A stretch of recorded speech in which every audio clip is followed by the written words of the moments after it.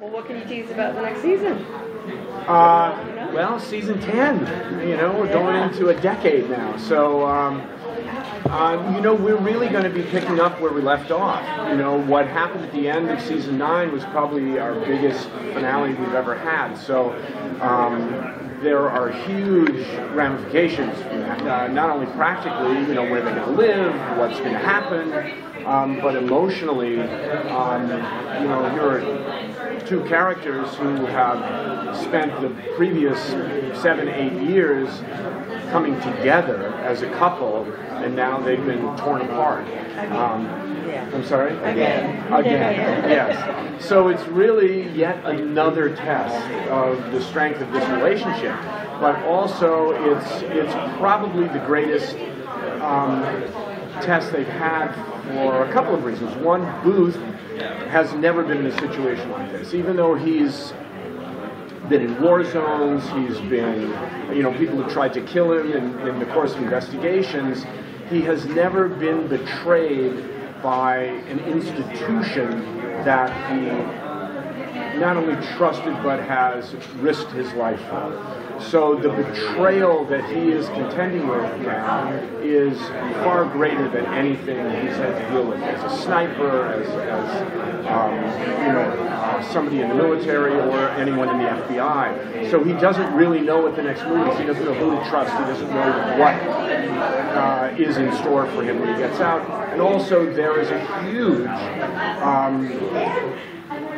conspiracy, for lack of a better word, that is ongoing that wants him gone and wants this investigation terminated.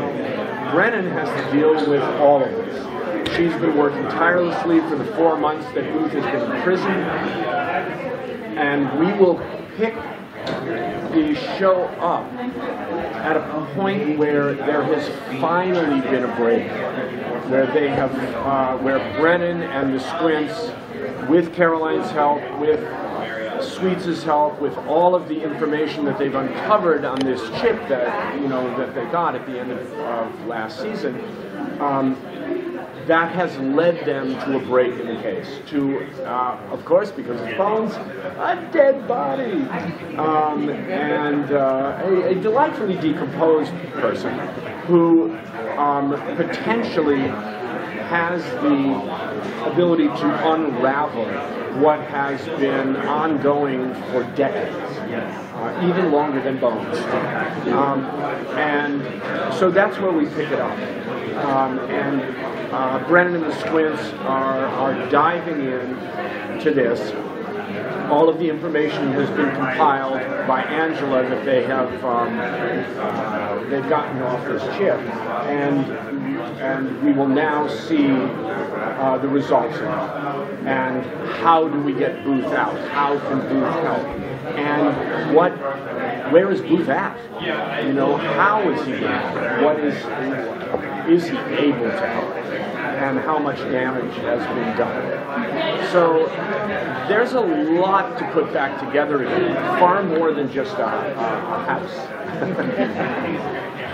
Do you think we're going to see some conflict in the Jeffersonian, like between the teams? Are people going to take sides?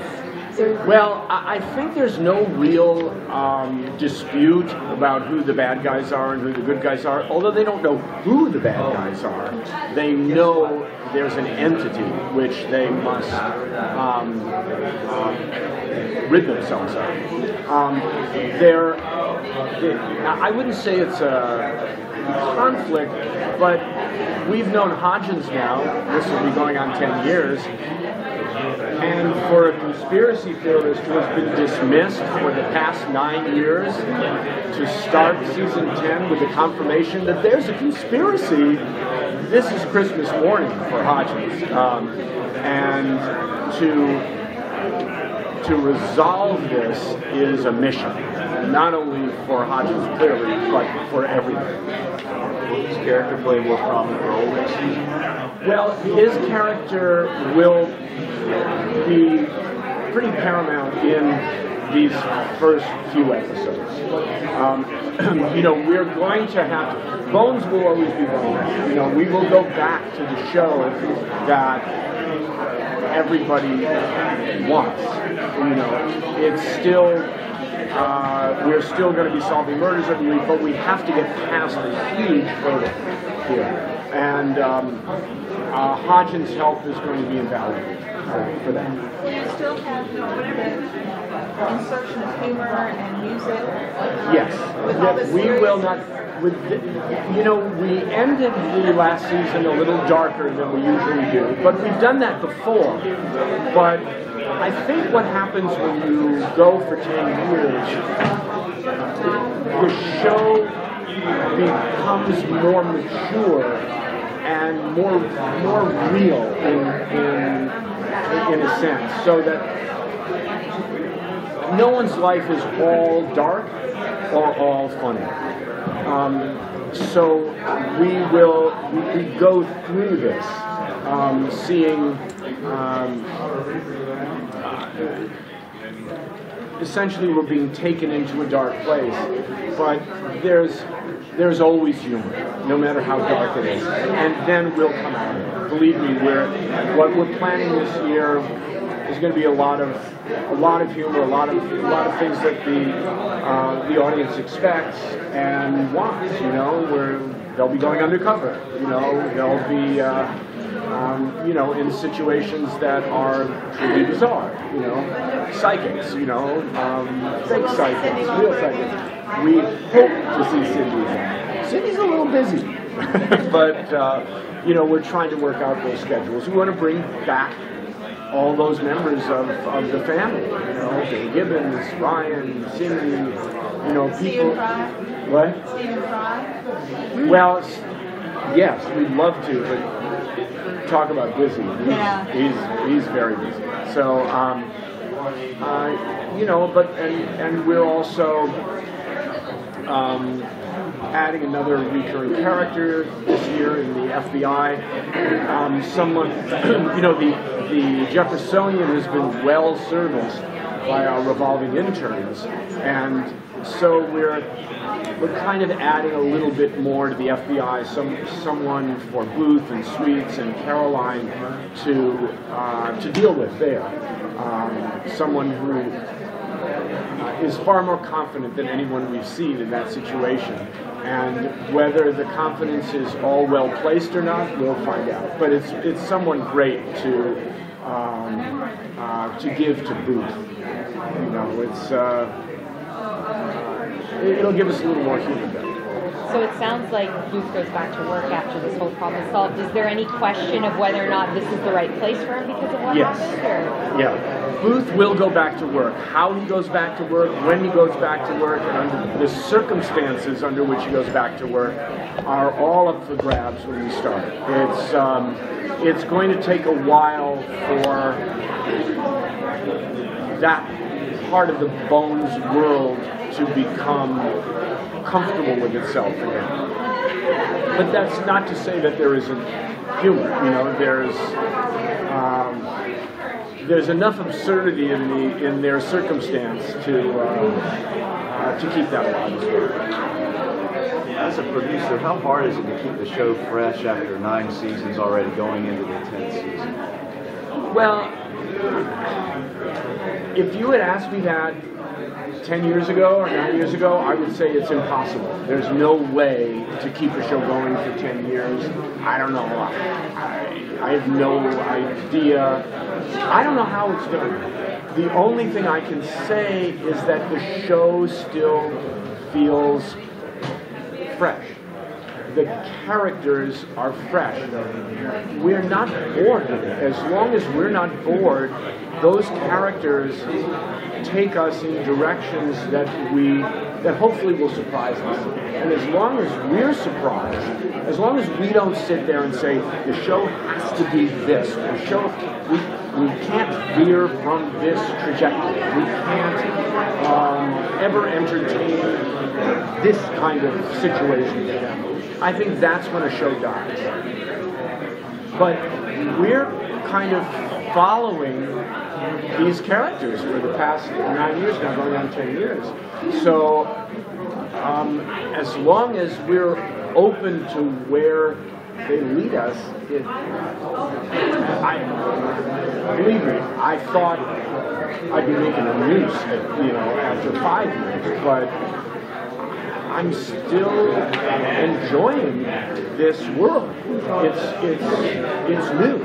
It's still, we're far more traditional than many shows now. But within that, the show keeps growing. So whether it ends this season or not, personally I don't think it will. And I think the network has no intention of it ending at this point. But we're following these characters at this point in their lives, assuming they'll live normal, healthy lives and live till there's, 80 or longer. The show, as long as we keep following them, the show stays alive. And as long as their lives stay interesting. And as long as we keep killing people, and I have no intention to stop murdering people, I think the show stays fresh, Do you feel pressure to top yourself from thinking, like the big ending this year to build Well, we something put that pressure bigger? on ourselves to top ourselves, I won't lie to you, it's very difficult after almost 200 episodes now to find a new way to discover a set of remains, to find a new way to discover a killer, find new worlds in which to investigate these killings, and it's always shocking when those worlds appear. We have an astonishing writers' room headed by John Collier, who has been with the show for 4 years now. And when I'm called to go upstairs, it's always like, what? Really? Oh God, this is great. It's always another. It's another world that we never would have thought of. And of course,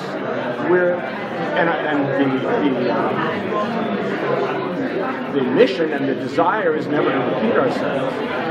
Now, we're going to have to repeat ourselves to a certain extent, but hopefully it's all cloaked in another way, or we acknowledge it. But it's difficult, but as I say, it's the characters that keep it fresh. And, we've been really blessed by the interns, the new interns that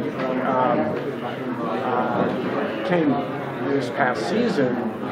I mean, it was such a gift, Rodolfo, Jessica, I mean, these are just great people for us to have around. And I think we've expanded our focus and have used the lives of those people, the lives of the interns, to freshen the show up as well. So that we don't have to just do the same people and their same concerns over and over again. If we focus on the lives of interns or the lives of supporting characters or other people in our family, that affects Booth and Brent in very surprising ways. And I think evidence of that is the story that we did last year with Wendell getting cancer. That was a show, personally, that I love that arc, and we will be continuing that this season because it has a profound impact. So that's how we're trying to keep it fresh. That and I guess periodically drinking too much. And then it looks great. Will we see any other, besides Wendell, how many other returning characters, family members, more? Well, we're trying to get everybody back. We try to get, Aristide will be back, Clark will be back, everybody. It is our intention to have everybody back. They're also wonderful that frequently they're busy, so it's a scheduling issue a lot of times. But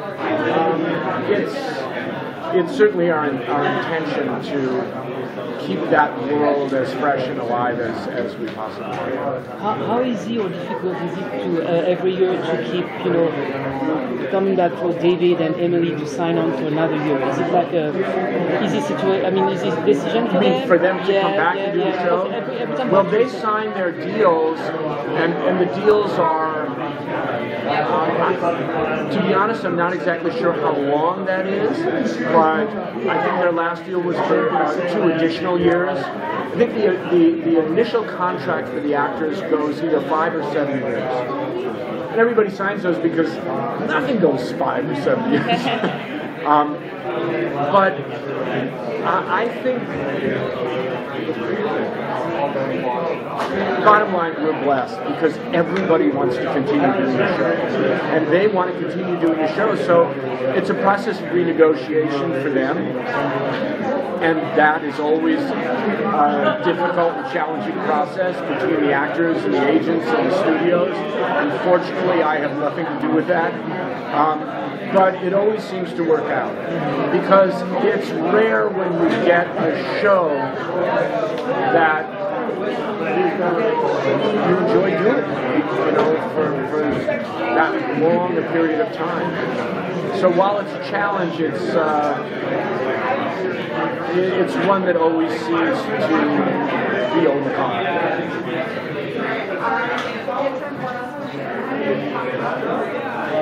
If you had to pick your favorite You know what? I can't do it. It's like with your children. Yeah, it's like when somebody says, what's your favorite movie or your favorite book? I've never been able to answer that question. I have lots of them. I do have,